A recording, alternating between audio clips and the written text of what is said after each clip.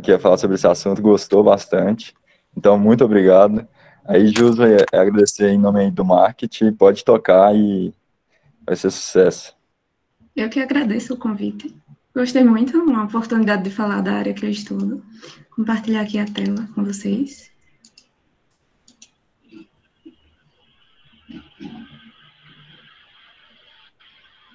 Vocês estão conseguindo ver? Sim.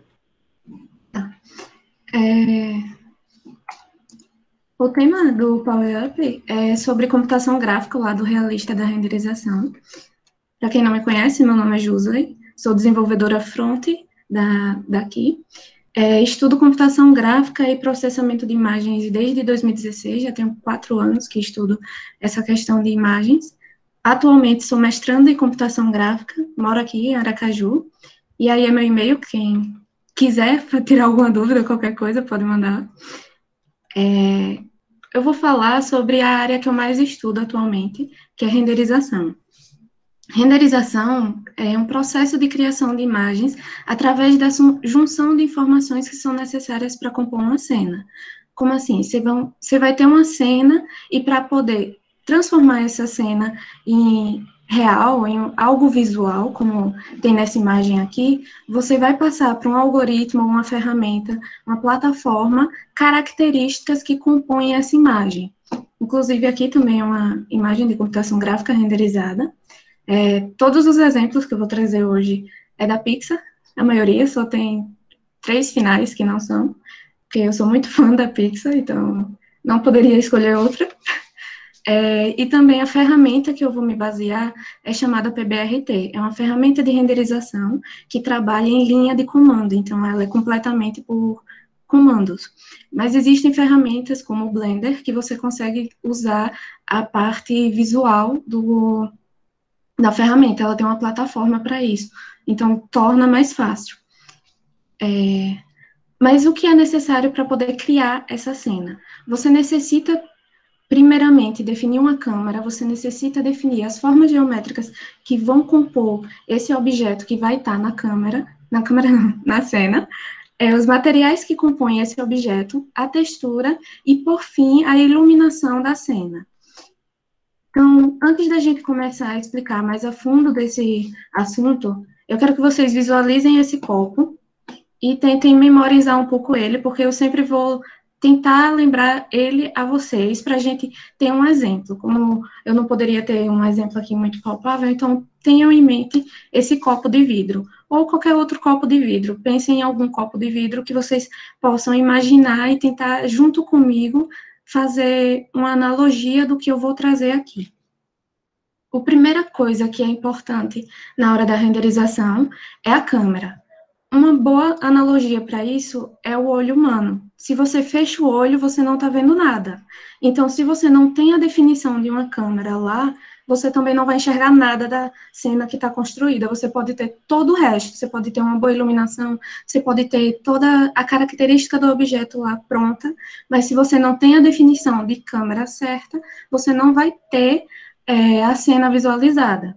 Então, quando você vai definir a câmera, nesse exemplo do filme Divertidamente, de uma imagem que eles publicaram, você vê aqui, eles colocaram uma imagem simulando a câmera, que ela vai estar posicionada aqui e vai visualizar essa cena mais de cima. Nos próximos exemplos, eu vou trazer essa mesma cena, só que a imagem renderizada já. Então, vocês vão ter essa noção. Então, é a mesma coisa, aquele copo, vocês querem que visualize ele como? De cima? Vocês querem ver a parte de cima dele, de lado, atrás, embaixo? Vocês vão pensar isso e quando vocês forem fazer na renderização, vocês irão passar essa informação. Você vai passar a posição em tridimensional da câmera, o ângulo da câmera, e existem algoritmos, inclusive esse do PBRT, que eu estudei na época do TCC, que permite também fazer a configuração de uma lente. Como assim? Eu posso pegar uma lente qualquer que existe no mundo real, como a gente fala, e transformar ela para ser usada por algoritmo e ter resultados muito semelhantes ao que é o resultado de uma câmera comum que você pode pegar.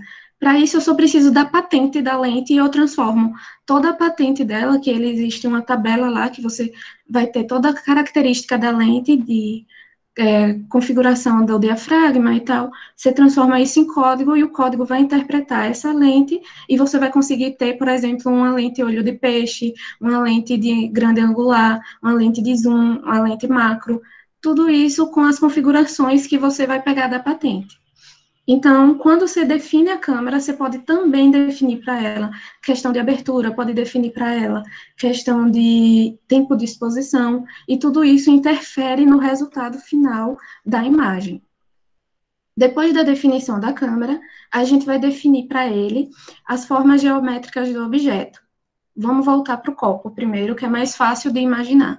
Você vai ter um copo. O copo é cilíndrico. Então, pronto, qual a forma geométrica dele? Um cilindro.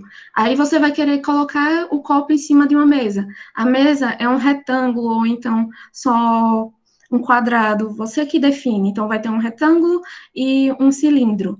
Assim, você já tem a cena pronta, que vai ficar como aqui no exemplo do filme de Valente, que a gente tem todo o cabelo dela, que são fios, e todo o cabelo dela tem uma física por trás para o movimento dele. Eu não sei se vocês repararam isso, mas antigamente os cabelos de personagens de computação gráfica eram lisos. Muito raro encontrar uma personagem que tivesse cabelo cacheado, porque cabelo cacheado é muito complicado de fazer em computação gráfica, porque ele tem um movimento, uma física muito diferente da que um cabelo liso tem. Um cabelo liso, ele é mais chapado, entre aspas, que é mais simples e mais rápido de renderizar. Quando a gente define um cabelo cacheado, aqui cheio de fio, cheio de encaracolado, cheio de molinha, ele tem um movimento muito diferente de um cabelo liso. Então é muito mais complicado. Inclusive, quando a Pixar lançou o filme Valente, na época foi uma evolução muito grande, porque poucos faziam questão de cabelo cacheado, e a Valente foi uma das primeiras personagens que teve um cabelo cacheado, que tinha um movimento único, era muito diferente. Então, as formas geométricas aqui, por exemplo, são fios, mas para definir ela, a gente vai ter um círculo, o olho é um círculo, a gente tem triângulos, retângulos, tudo bem pequeno, mas é impossível encontrar. Lembrando do copo, é um cilindro, e se tiver em cima de uma mesa, um quadrado ou um retângulo. Depois disso, depois que a gente já tem a cena montada em formas geométricas, a gente vai aplicar o material sobre essa cena. Como assim? A gente tem lá a cena que vai ficar assim, ela vai estar toda cinzenta. Quando você define as formas geométricas, ela vai estar cinzenta. Então, quando você vai aplicar o material, você vai dizer como esse material vai se comportar. É muito importante saber como esse material se comporta, porque a iluminação da cena que você vai colocar depois interfere muito com o material ou a textura que é utilizada sobre ele. Por exemplo, aqui a gente tem espelho, nessa cena do Wall-E. A gente tem um espelho, o espelho reflete a luz. Então, quando a luz que bate aqui vai refletir no Wall-E. E aqui a gente tem no olho dele vidro, que é a mesma coisa que a gente utilizaria no exemplo do copo. Então, a gente teria vidro. Mas, por exemplo, a gente pode ter um material que seja mate. Se o material for mate, ele não vai refletir tanta luz. Então, quando você pensa na cena, você tem que pensar qual o material que está naquela cena. Porque quando você aplica a luz, aquele objeto pode iluminar mais ou menos, e isso vai interferir no resultado final. Aqui nessa cena a gente tem o espelho, a gente tem o vidro, a gente tem metal, acredito que não dê para ver mais, mas tem borracha também. Aí depois de aplicar os materiais, a gente vem para a textura, que, na minha opinião, é o que torna mais real a cena. Porque, eu não sei se vocês lembram, mas em 2018, se eu não me engano, quando lançou Os Incríveis 2, uma das imagens que eles divulgavam na época, para poder divulgar o filme, era essa do Senhor Incrível com com um bebê, que agora eu esqueci o nome dele, que mostrava a camisa dele, que vocês conseguiam ver esse pelinho que a blusa de algodão costuma ter, que até, isso, obrigada, Roberto, Zezé, o Zezé, que a blusa costuma ter essas blusas de algodão. Então, quando lançou o filme, até um monte de gente ficou dizendo que a Pixar levou 10 anos para fazer o filme, para poder renderizar esse pelinho da camisa. Então, a textura é isso, é você aplicar ao objeto algo que remeta ao real. No caso daquele exemplo do copo, vamos voltar aqui rapidinho.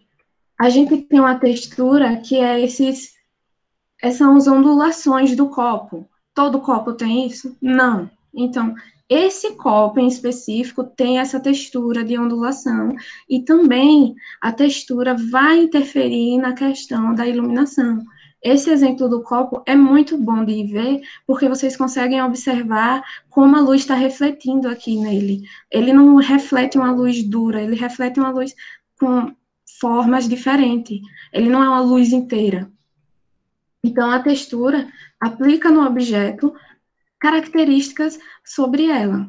No caso aqui da camisa, a gente tem esses espelhinhos.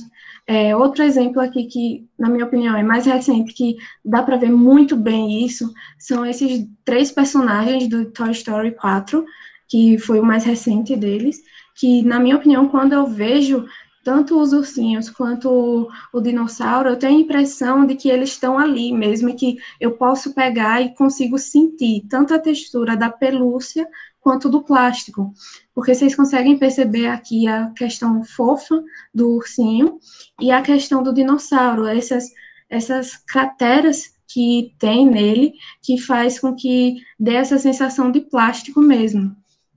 E esse exemplo do dinossauro também é muito bom, porque aqui a gente consegue perceber como a iluminação também vai ser interferida em questão da textura, porque quando você aplica uma iluminação aqui, que dá para perceber que tem uma iluminação aqui atrás dele, e uma iluminação bem fraca ambiente, a gente percebe que aqui, nessa parte dele, não tem tanta luz.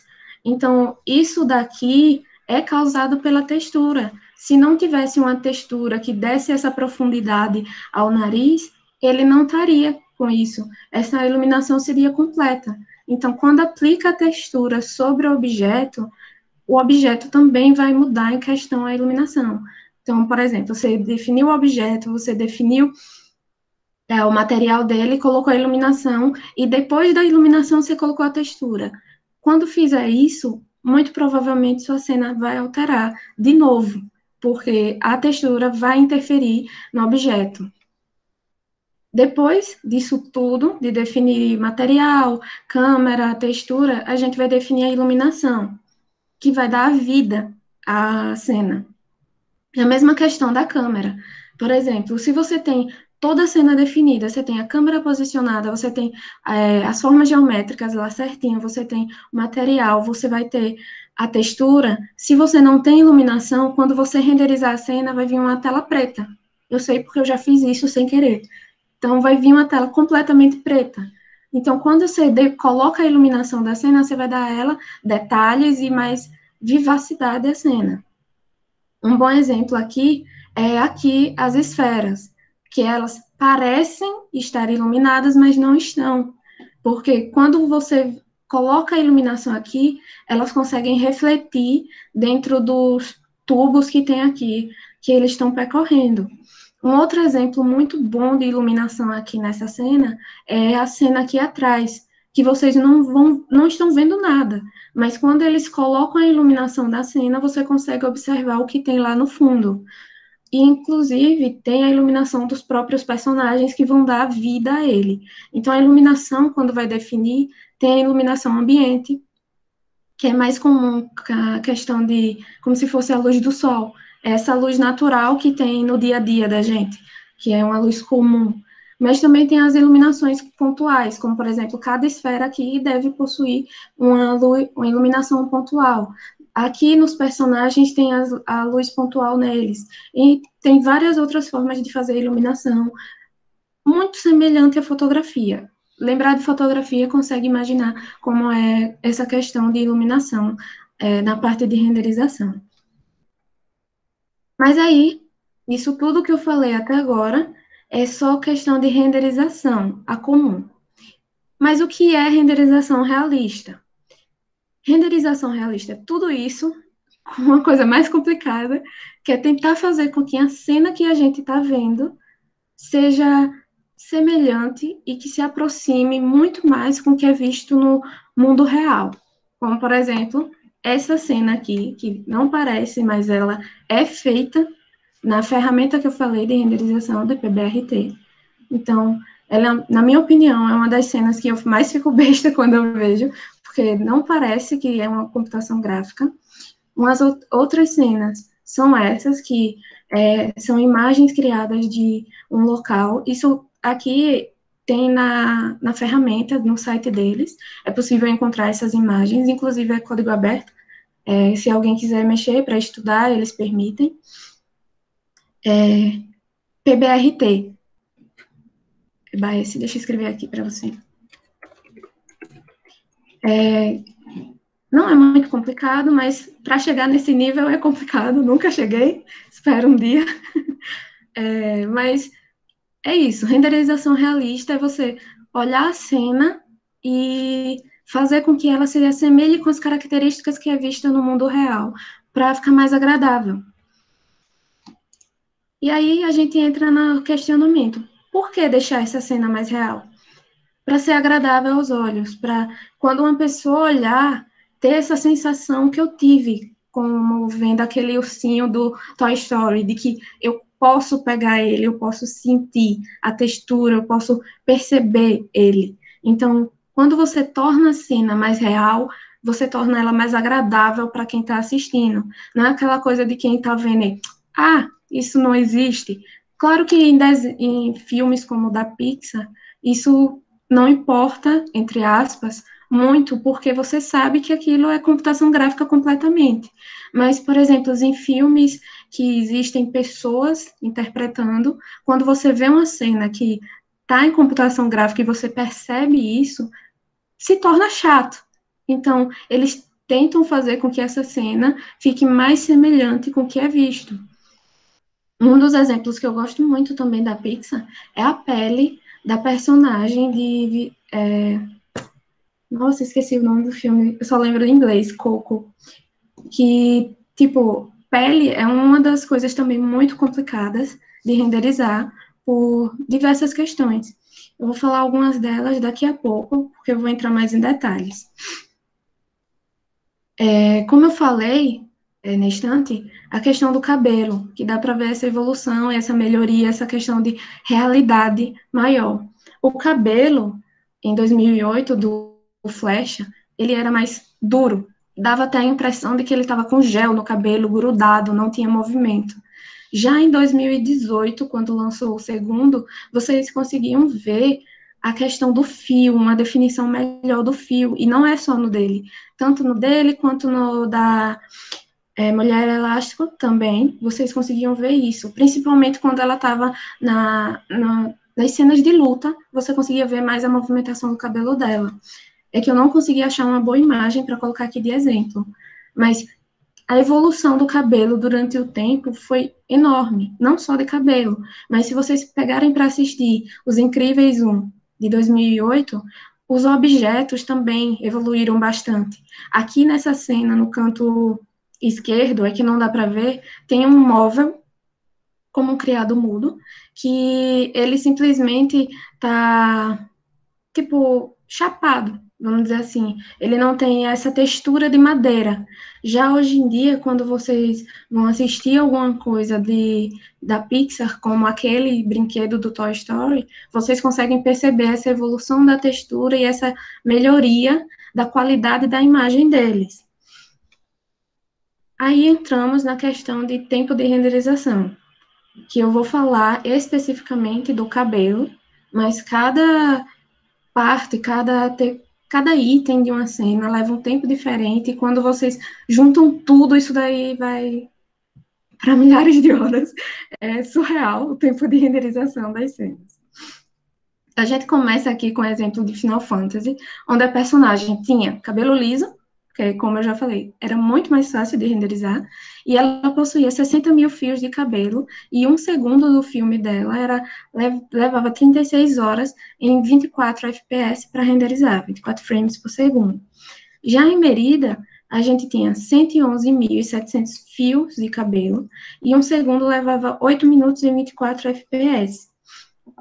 Na época, eles lançaram uma revolução também em questão disso, da renderização, e principalmente do cabelo dela, que foi uma das principais características do filme, foi lançar essa evolução em cabelo em questão de computação gráfica.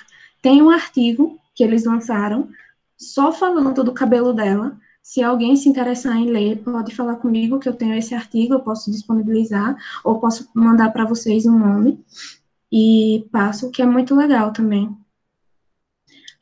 Já em 2012, a gente teve o Orc de O Hobbit, que ele possuía 5 milhões de fios de pelo, e um segundo de filme levava 960 horas em 48 frames por segundo.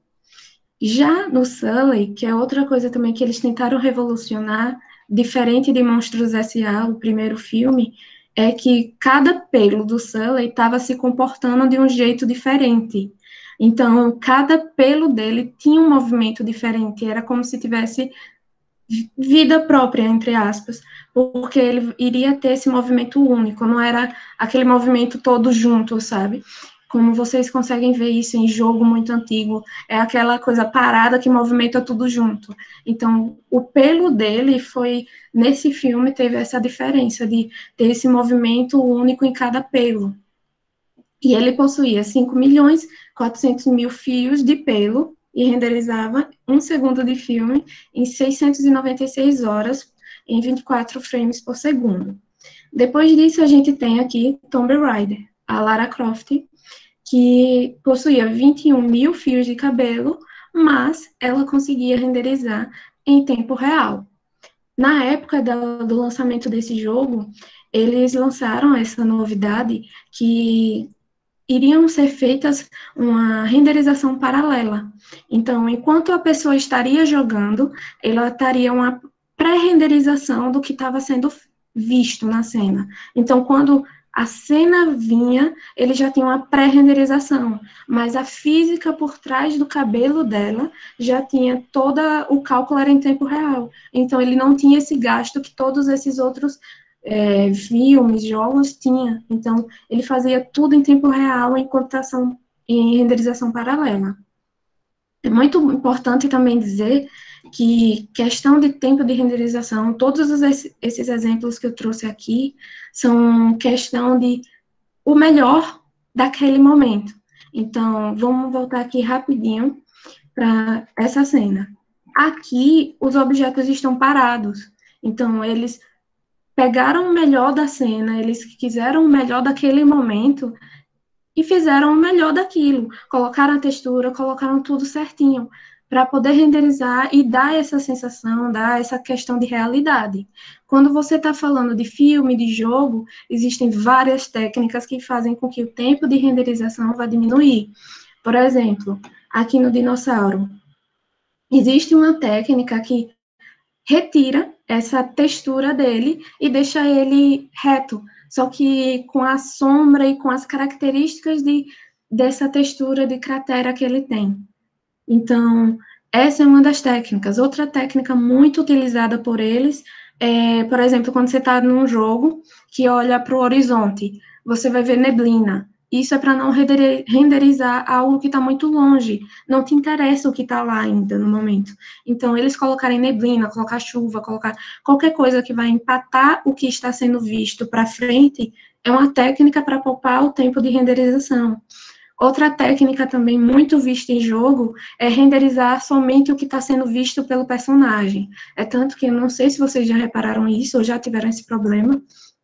Eu já vi em alguns jogos, que é você tá aqui, quando você vira muito rápido, ou quando você vira para um lado, é como se tivesse um bug e a cena não tivesse renderizada direito.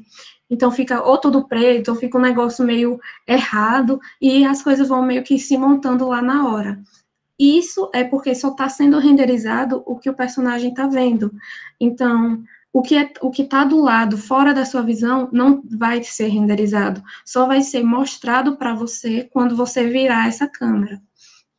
Isso ajuda muito em questão do tempo de renderização, para melhorar. O filme também, o filme ele vai diminuir essa questão de renderização, botar essas técnicas para ajudar a diminuir essa renderização. Mas aí eu trouxe para vocês um exemplo mais visual e mais humano, vamos dizer assim, que dê para visualizar tudo isso, porque até agora eu só falei de coisas que não existem. Então, fica muito mais fácil e interessante de visualizar quando você traz um exemplo quando usa humanos, né? Na minha opinião. Hoje eu trouxe aqui o filme O Curioso Caso de Benjamin Button, que é de 2008. Não sei se vocês conhecem, mas em resumo, a história de uma pessoa que nasce velha e morre nova. Em resumo, é isso. Qual o problema que era enfrentado na época do filme, em 2008, dos diretores, do pessoal da caracterização e tal, da parte de computação gráfica? O diretor queria usar um único ator. Ele não queria utilizar mais de um ator para fazer o mesmo personagem do Benjamin Button. Inclusive, o ator que interpretou foi Brad Pitt. Então, o diretor disse que queria usar só o Brad Pitt em todas as fases da vida do personagem. Nesse momento, eles começaram a ter um problema, porque, como eu comentei no iniciozinho, pele é uma questão muito complicada, porque pele tem essa textura diferente, a pele, quando vai envelhecendo, ela vai perdendo a elasticidade, então tem essa questão do envelhecimento da pele, as rugas, a questão do olhar. Pele e rosto é muito complicado, muito mais difícil pele do que cabelo até. Então, qual foi a ideia do pessoal para fazer o Benjamin Button em todas as fases? Primeiro, eles chegaram à conclusão, através de alguns estudos, que se pudesse colocar Brad Pitt com a luz fluorescente dentro de uma câmara e gravasse ele em diversas características, ele ia fazer várias caras e bocas para poder ser capturada, eles conseguiriam ter, através dessas imagens, uma cena tridimensional do rosto dele. Então, eles iriam fazer uma triangulação, que é com essa cena aqui, quando eles colocam esse pó nele e faz a captura com várias câmeras, eles conseguem ter vários pontos na cena, diversos pontos, muitos, podem imaginar muitos mesmo, e com eles você consegue fazer a ligação entre um ponto e outro, e você vai ter um objeto em formas geométricas. Então, depois disso, você consegue aplicar sobre ele um material para deixar ele mais, assim, como a gente tem aqui, um objeto mais surreal, ele não existe, mas você tem a captura 3D do Brad Pitt aqui. Então, ok, eles já teriam a imagem do Brad Pitt de 45 anos, se eu não me engano, ele tinha 45 na época, capturada, e eles já teriam isso no computador. O problema seria como eles iriam conseguir fazer a captura do rosto do Benjamin Button com 85 anos. Então, foi pedido a um artista plástico para fazer um busto inspirado no rosto de Brad Pitt, como se ele tivesse 85 anos. Quando isso foi feito, eles fizeram essa mesma questão de captura de fluorescente para poder obter a cena também tridimensional do busto do Benjamin Button de 85 anos.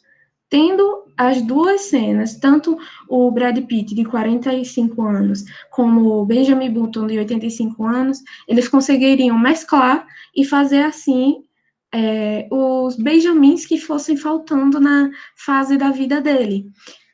Então, um problema já tinha sido resolvido. Eles já tinham a cena tridimensional do busto do Benjamin. O que era necessário? Dar vida ao objeto, porque aqui a gente só tem um objeto com material opaco e sem vida. O que a gente precisava? Dar vida. Eles colocavam a textura da pele e com o Brad Pitt fazendo as interpretações do que era visto, do que ele iria interpretar na cena, ele deu vida ao personagem. Então, ele gravou várias cenas de novo, a mesma questão aqui, ele fez de novo, várias cenas de caras e bocas para poder depois pegar essas cenas que tinha aqui e aplicar sobre ao molde que eles possuíam do rosto do Benjamin Button, em várias idades.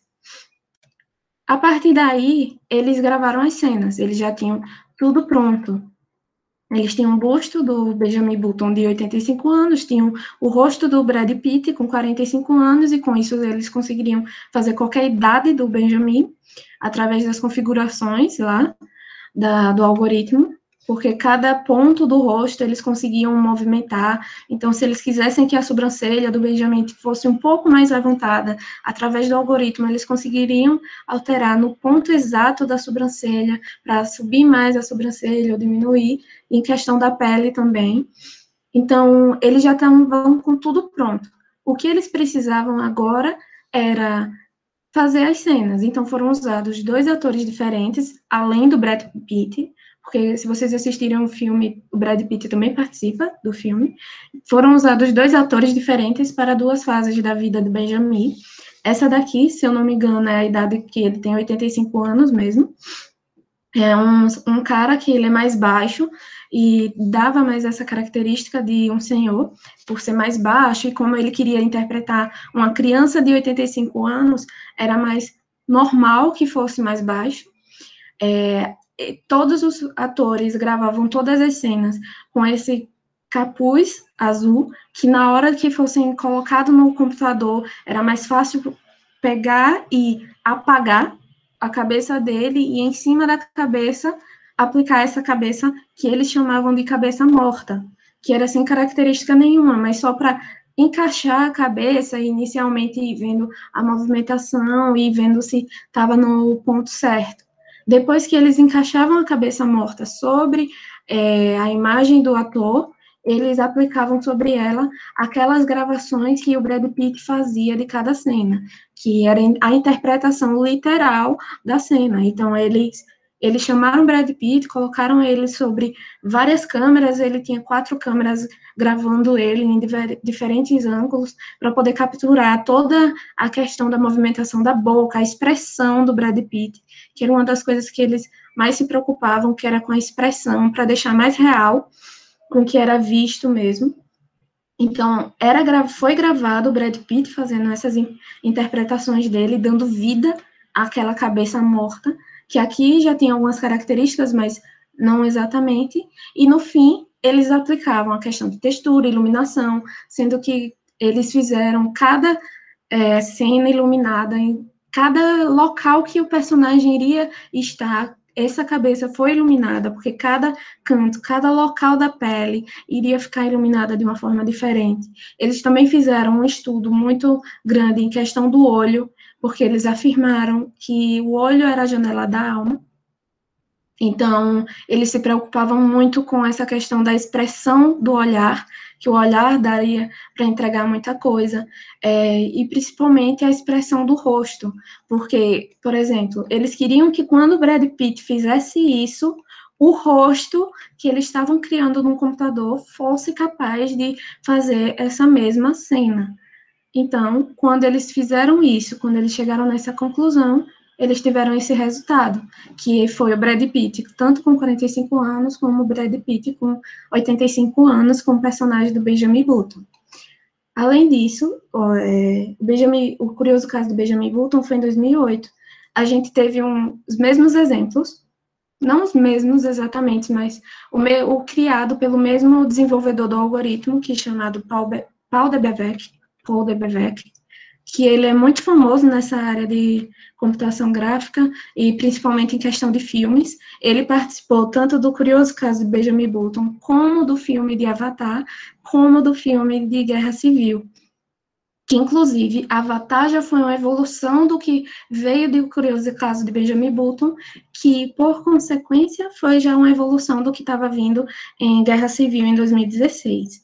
Em Avatar e em Guerra Civil, a forma que foi capturada já foi diferente, que foi muito uma questão de... Eles eram colocados em uma câmara cheia de câmeras, e haviam pontos no rosto da pessoa que seria capturado pela câmera normal, a movimentação, as expressões, e depois disso, como os designers afirmavam, eles faziam algo como Photoshop e ia colocando frame a frame do filme o que seria visto pelas pessoas. Então, a diferença é que eles agora não precisavam pintar o ator com uma tinta fluorescente para poder capturar e depois fazer a cabeça 3D e tal. Agora eles só colocavam os pontos no rosto e depois eles capturavam isso através do computador para poder substituir. Aí entra um questionamento muito interessante que quando eu estava fazendo, eu fiquei me perguntando, quando eu vi essas duas cenas, que é o quanto uma cena pode ser real para você. Porque em Avatar, ele é muito real, ele aparenta ser real, mas você sabe que aquilo não existe, são humanoides. Então, você sabe que um avatar não existe. Então, até que ponto essa cena pode ser real para você? A mesma coisa aqui. Quando você vê o Tony Stark, você tem a impressão que ele realmente está ali, sendo que ele não está. Aqui foi completamente criado pelo computador, ele é mais novo.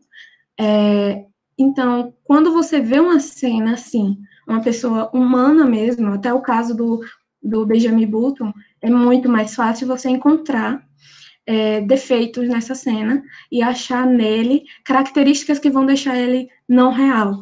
Já aqui em Avatar, é algo mais como você vai ver, mas você sabe que aquilo não existe. Então, uma característica que vai deixar ele mais real vai deixar aquilo mais vivo para você. Mas não quer dizer que vai deixar, tipo, a mesma questão de, como eu posso dizer, exigência que você teria se fosse um humano de verdade, como em Tony Stark. Por isso, tem essas grandes diferenças também quando você vai analisar essa questão de computação gráfica, no que está sendo aplicado. Mas, no mais, é isso. Essa é a minha apresentação de hoje. Espero que tenham gostado. Se tiverem dúvida, podem perguntar. E é isso. Obrigada por todo mundo que veio.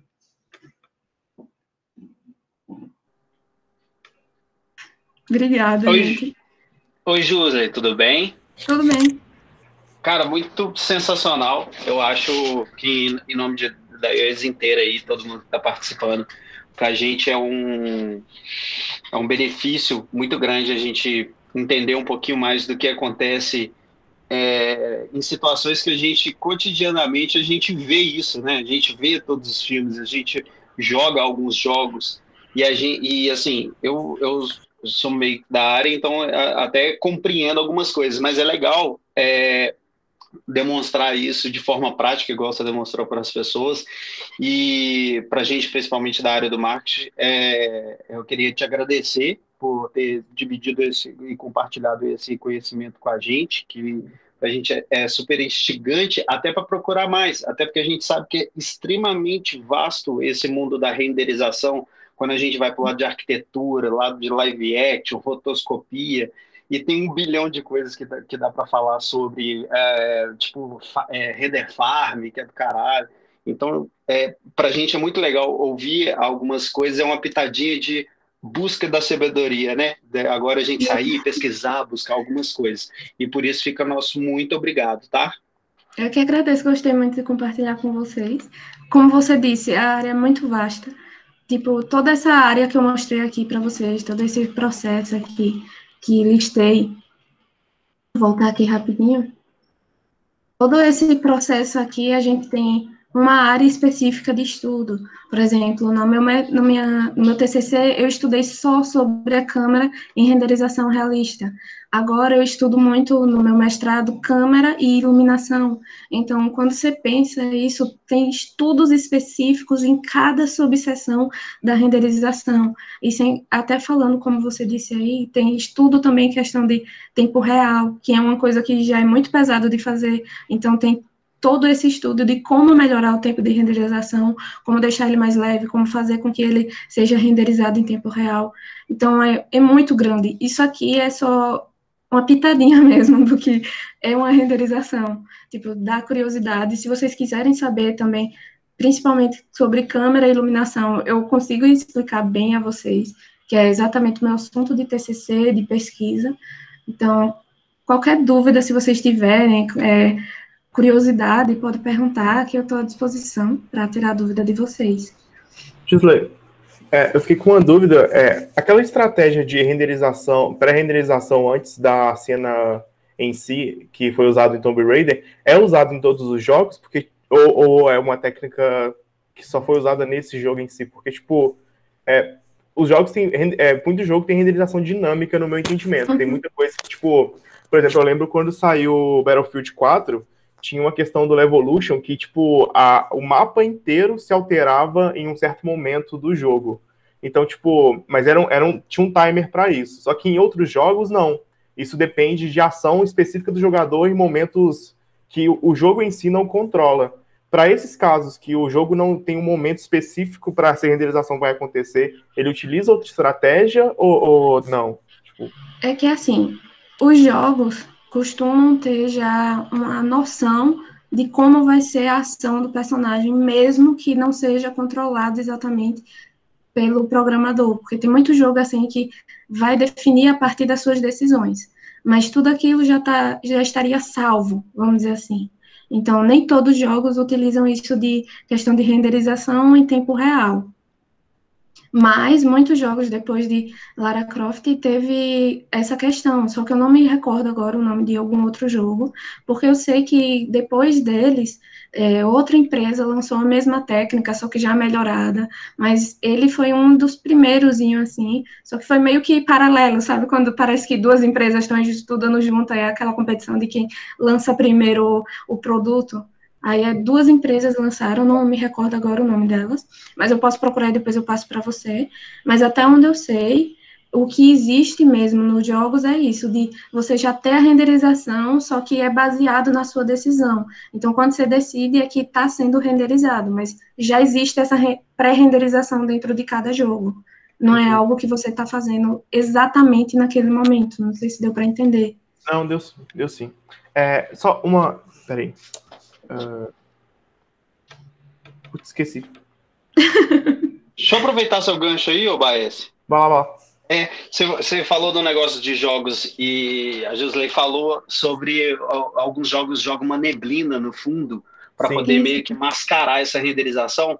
É legal porque eu estava lendo algumas coisas sobre o Call of Duty que tá rolando, a galera tá jogando, esse Warzone, e ele é multiplataforma, né? Então tem uma galera que joga de PS4, de Xbox, e tem uma galera que joga de computador. E aí a galera do computador, ele sai na frente, porque se o cara tiver ali uma placa de vídeo mais cabulosa do que a do console, ele consegue ver mais adiante, ele consegue ver o inimigo antes de renderizar o console do camarada, saca? Olha que doideira isso. É bizarro. É uma viagem. Eu tenho só... Essas coisas bem interessantes. Por exemplo, esse negócio aqui do dinossauro. Quando tem uma técnica que se chama bump mapping, que ele tira todas essas crateras que existem do personagem, então ele fica reto. Só que ele continua com as características de iluminação, então ele continua com essa característica de que tem esse buraco sem ter esse buraco ali, sabe? Eles aplicam isso até em degrau, que eu já vi um dos exemplos na época que eu estava estudando, em degrau, aplica em parede, não sei se vocês já viram jogos que tem essa parede em tijolos ou em pedras, só que quando você vai observar a quina da parede, você vê reto, porque você está usando essa técnica para melhorar a renderização, ser mais rápida a renderização. Aí, tudo isso, eu acho que é uma das mais interessantes, porque a pessoa acha que está ali e não está ali, porque a da neblina até dá para ter uma noção de que é para economia, mas isso daqui eu só fui mesmo aprender e entender mais quando eu fui começar a estudar a parte de computação gráfica. Eu tenho só mais uma dúvida, tipo, em relação aos softwares de renderização e tudo, quanto da matemática por trás ele abstrai, tipo... se você tem... porque, na minha visão, tem muito trabalho de cálculo matemático sendo feito por trás disso. Com o software para construir essas imagens, construir essas texturas e tal, quanto disso ele abstrai para quem está realmente construindo a cena?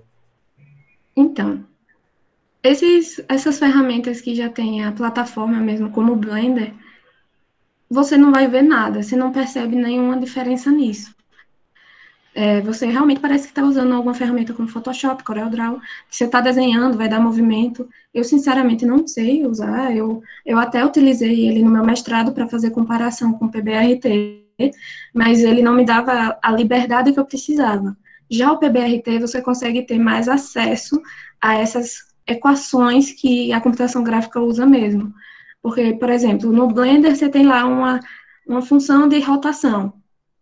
Essa função de rotação você só vai dizer, não, eu quero que ele gire em 90 graus. Você coloca só lá 90, ele vai girar no eixo que você selecionar.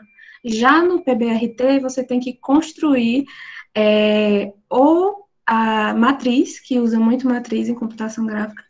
Então, você constrói ou a matriz, ou você passa a função certinha, que eles também possuem isso, uma função certinha. Mas como ele é um código, você consegue ter mais acesso a isso. Então, quando você usa uma ferramenta que seja já pronta, você não vai conseguir visualizar isso. Mas, se você for para o código do PBRT, você consegue ver mais. Eu posso tentar olhar aqui um código rapidinho, enquanto vocês falam do meu TCC, para vocês darem uma olhada rapidinho de como é um código do PBRT. Eu vou procurar um aqui simples. É isso, você não vai ter acesso a parte dos cálculos em si, porque por trás já está fazendo tudo isso. Mas, se você quiser entender, eu sei que o PBRT tem os livros baseados no código deles, e lá eles explicam tudo como é feito. Aí dá para entender também. Beleza. Deixa eu procurar aqui. Só abrir aqui o TCC para mostrar.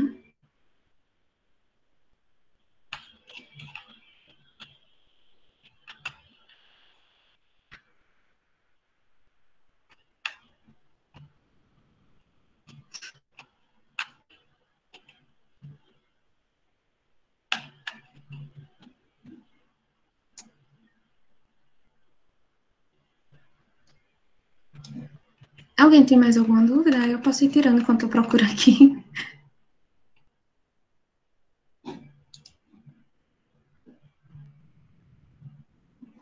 Então. Peraí, Jesus. Eu acho que eu tenho uma dúvida. A gente O vê Roberto várias... fez um aqui. Deixa eu responder ele aqui rapidinho. Peraí. Pode ser, Wellington. Ele perguntou onde eu busco materiais para estudo sobre computação gráfica. Isso aqui que eu mostrei a vocês é bem complicado de achar, porque eu fui fuçando mesmo, procurando coisa atrás de... meio que vai entrando matéria atrás de matéria. Também fica mais fácil, porque lá na UFES a gente tem questão de acesso mais fácil aos códigos, aos artigos, por causa da questão da universidade.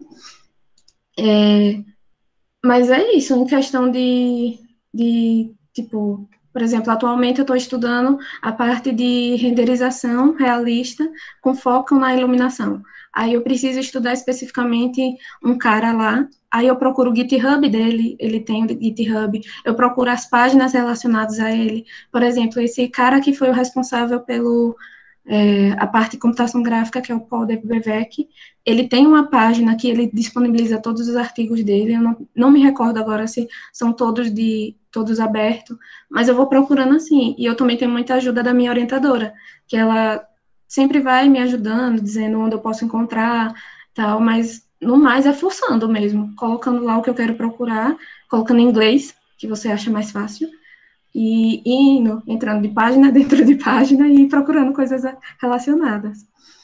Wellington, antes de você fazer a pergunta, aqui, Baez, esse é um código do PBRT.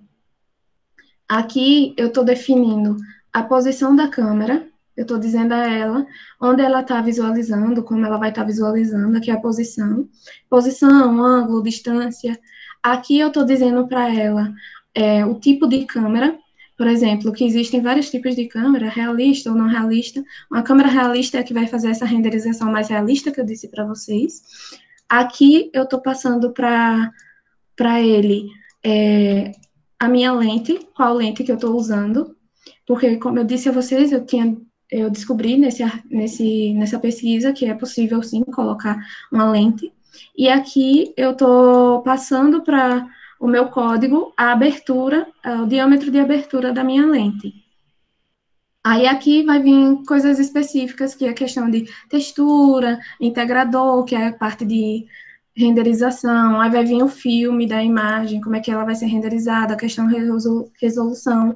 E nessa parte aqui, eu defino toda a cena.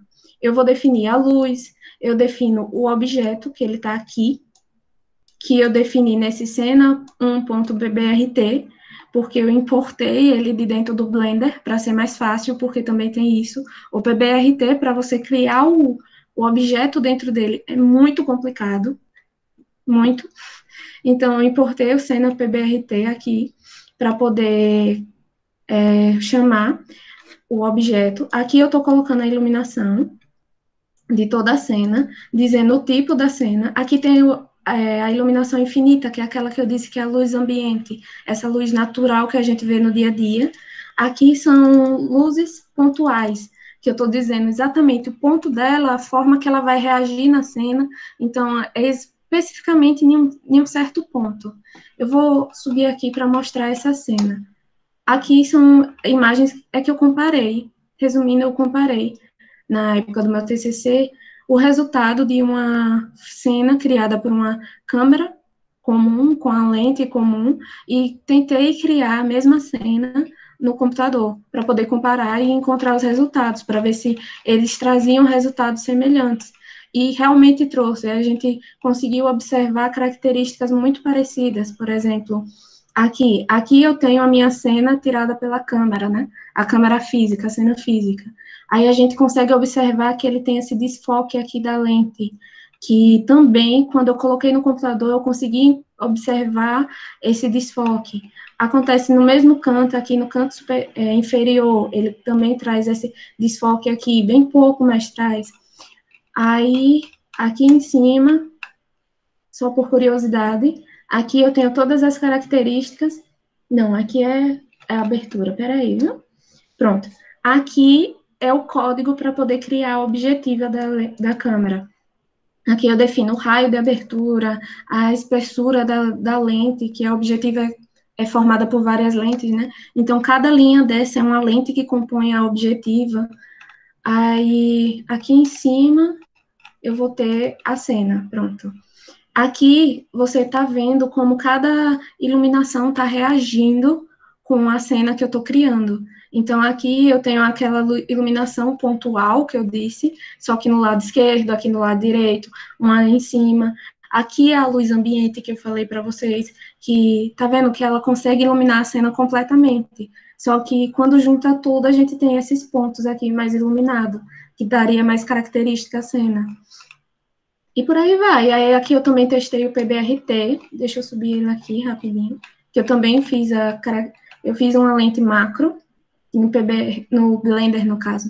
Eu também utilizei, eu comparei o Blender com o PBRT, os dois, para poder mostrar no Blender, se alguém tiver curiosidade, você consegue utilizar uma lente olho de peixe, uma grande angular, e lá vocês conseguem fazer várias coisas diferentes. E aqui, como eu só queria fazer o teste de como era o resultado do Blender e do PBRT, eu só fiz um tabuleiro, que era muito mais fácil de observar quando ele dava essa curvatura na cena, ou até o desfoque mesmo, que é uma das características também para você saber se tem aberração, que era uma das coisas também que eu estudava, aberração da lente, se tinha aberração cromática, se não tinha, essa questão do astigmatismo da lente também. Então, tem um monte de coisa que dá para estudar, que se alguém tiver curiosidade, é grande. E se alguém gostar de fotografia, é muito bom também. Eu amo e juntou as duas coisas que eu amo. O Wellington que tinha dúvida, não era? Agora? Aham. Aqui, por exemplo, eu vejo muito como desafio cada vez ficar mais realista e o tempo de renderização menor, né? Tipo, o tempo de renderização real. Isso. Qual que você acha que, sei lá, pelo menos eu percebo que a gente está chegando cada vez mais próximo. A partir do momento que a gente cruza essa linha, você acha para qual caminho que você acha que o avanço vai, alguma coisa assim? Então, um exemplo assim que eu vi mesmo na questão da câmera, que antes eu achava que poderia não ter muita evolução, né? Porque eu não conhecia muita área, mas aí eu descobri isso, que eu consigo colocar nele uma lente. ok, isso já é uma evolução gigantesca. Por exemplo, se eu quiser colocar um personagem que está visualizando uma câmera, eu consigo fazer com que ele mostre como é que está funcionando aquilo, sabe? E também eu posso trazer as aberrações dele. Um exemplo é isso. Outra coisa que está melhorando muito, que eu acho que vocês conseguem perceber isso em Rei Leão, que eu até foi uma das tarefas do meu mestrado, a gente foi assistir Rei Leão para poder ver essas características novas, que é tipo, nada está 100% perfeito, então sempre tem algo para melhorar. Aí, em Rei Leão, vocês conseguem ver a água. A água parece muito real, e a água também é muito complicado de renderizar de uma forma que fique realista, porque a água é um objeto que é translúcido, então, tipo, o que bater de luz nele vai passar, ou então se ele tiver no copo aqui, se a gente imaginar que tem água dentro do copo, a luz que bater no copo já vai refletir diferente. Então, sempre tem como melhorar. Questão de material mesmo, material é muito complicado. Eu tenho uma amiga que estuda a questão de material, que faz todo um estudo de questão da variação da cor, que a variação da cor daquele objeto pode melhorar ou piorar a característica que tem na cena. Então, tipo, parece que tá chegando num ponto bom, mas sempre pode melhorar, sabe? Tipo, sempre tem um pontozinho que aquilo ali vai deixar mais perfeito, ou menos perfeito, que é como minha orientadora sempre diz. Quando o negócio está perfeito demais, é que você sabe que é computação gráfica.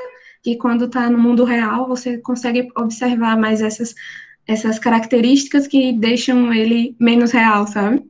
Eu não sei se ficou claro, mas eles tentam fazer tão perfeito que fica tão perfeito que você consegue observar os defeitos de dizer isso daí não é real. Essa cena aqui mesmo, por um momento eu passando, procurando, né, imagens para colocar, eu pensei que era uma foto mesmo, mas não é. Tipo, é do filme que ainda vai ser lançado da Pixar. Eu estou muito curiosa para ver por causa dessa cena. Se eu não me engano, é Soul, alguma coisa assim, o nome do filme. Então, tipo, essa questão da iluminação, como é que a iluminação vai rebater nos objetos, como o objeto vai poder refletir essa iluminação, como o objeto vai tratar isso, também é um estudo muito grande. Então, tipo, muita coisa do que é visto hoje é pouco comparado com os estudos que estão tendo. Uma coisa que eu estudo muito que é renderização com imagens HDR. HDR dá muita característica à imagem.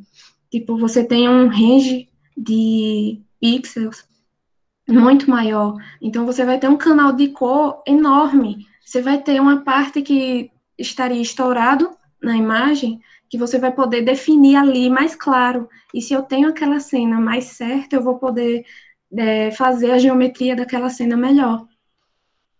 Então, tipo, isso já é outro avanço, é utilizar imagens HDR também em filmes, por exemplo. Tá até fazendo, a Netflix faz, eu só não tenho certeza como é que ela está fazendo isso. Tem no celular atualmente, só que HDR é um assunto bem grandinho e é complexo. Quem tiver curiosidade também, eu posso falar, eu conheço, eu estudo HDR desde 2016. Então, HDR e renderização já está na minha vida há muito tempo. Deixa eu ver aqui o que Pedro disse.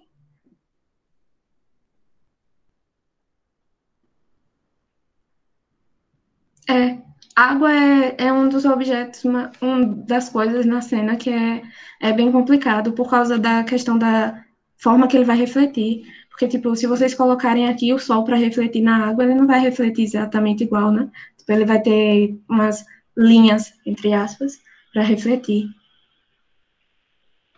Sim, exatamente. Uma das partes que mais trava para quem tem placa de vídeo ruim. Eu consegui te responder, Wellington?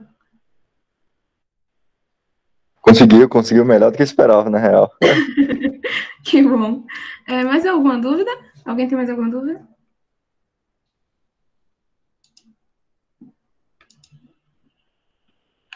Deixa eu ver se alguém colocou aqui alguma outra. Não. Eu tenho Então, só acho que... um ponto.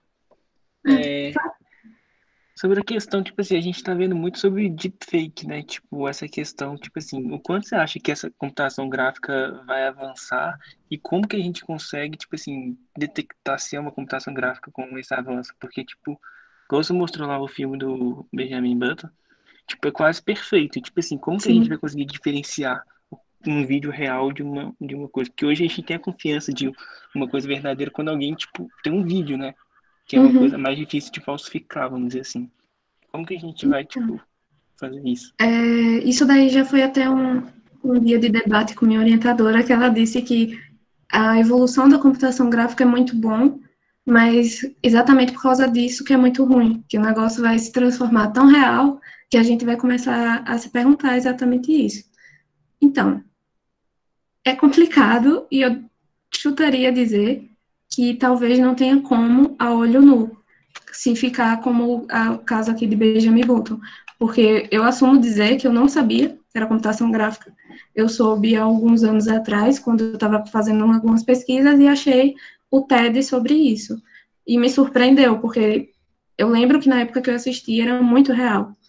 Então, eu acredito que a olho nu não seria possível, mas com certeza vai existir algoritmos que sejam capazes de identificar se existem algum algoritmo, se existem características sobre isso.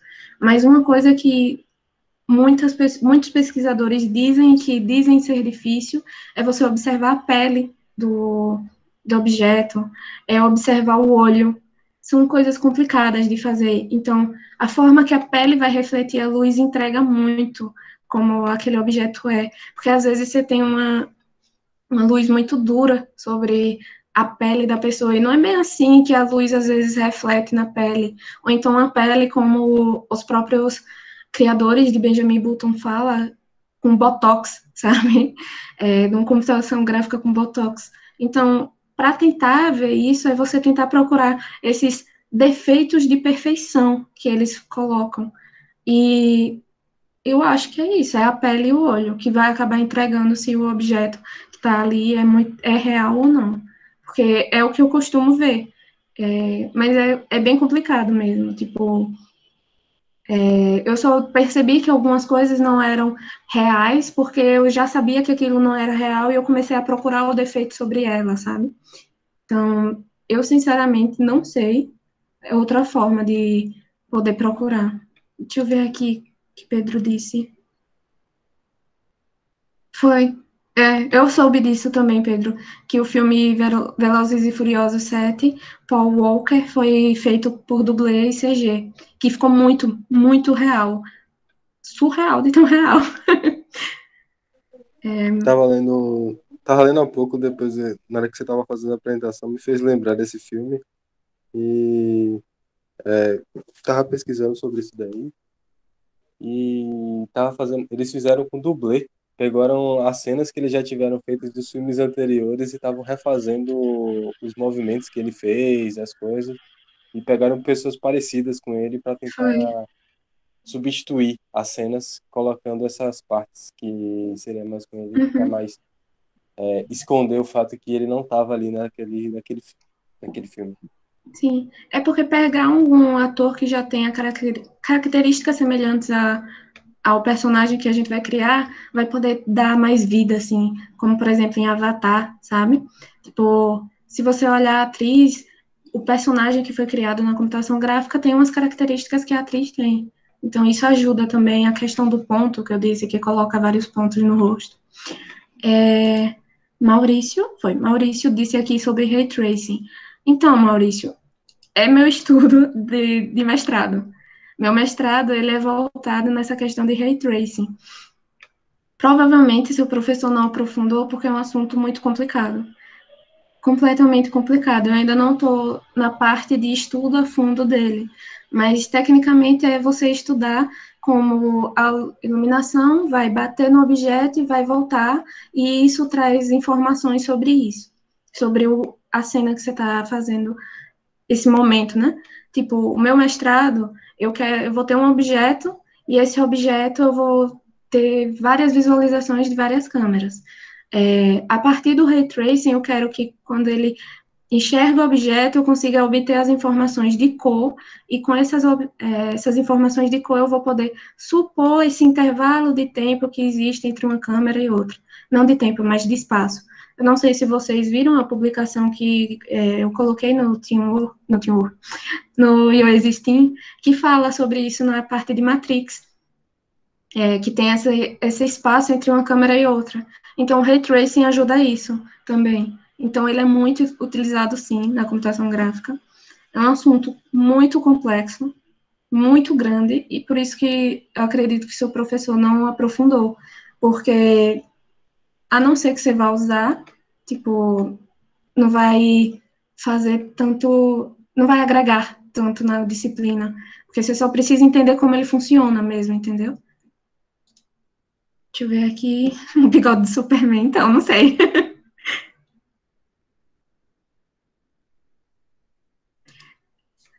Não sei se eu consegui te responder bem, Maurício, mas se quiser tirar mais alguma dúvida sobre Ray Tracing, eu posso falar melhor com você depois, aí qualquer coisa me manda e-mail, que aí eu falo direitinho, qualquer dúvida que você tenha. Mas ele é muito utilizado, sim, em questão a essa, atualmente, né, nas evoluções.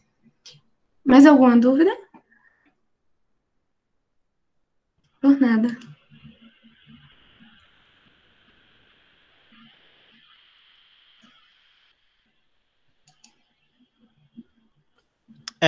Oi, eu queria fazer uma pergunta. Felipe, trabalho com marketing, com portos e tudo mais. Para esse tipo de trabalho mais realista, né? Dentro da parte de modelagem, né? É porque muito modelagem de jogo ou para filme precisa trabalhar com retopologia. Esse tipo de trabalho com a malha influencia na renderização? Influencia. Quanto mais detalhe você tiver na malha, melhor vai ser sua renderização. Então, se você tem uma malha muito bem definida, você vai ter um objeto 3D muito melhor. É uma das coisas também que eu estudo no meu mestrado e que eu estou tentando fazer, utilizando as imagens HDR. Então, sim. Valeu.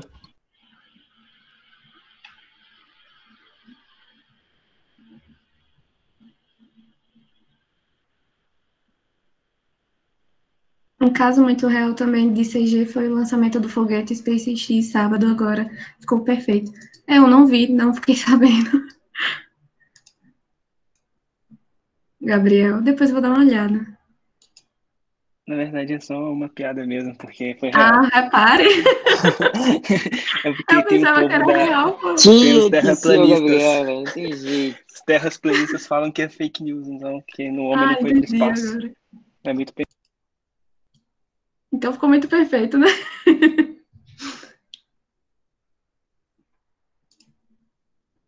Mais alguma dúvida, alguém?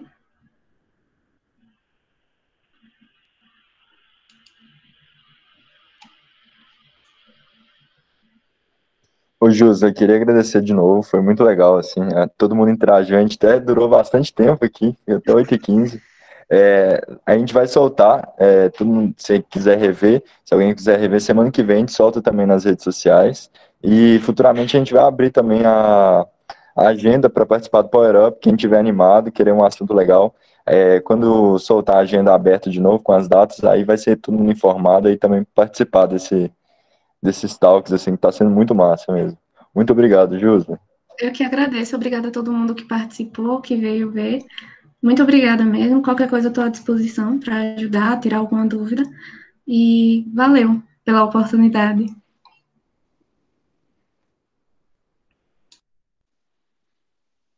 Valeu, Ju. Foi massa, hein? Valeu. Valeu. Muito obrigado. Valeu, Ju, foi massa. Valeu, Ju. Parabéns. Valeu.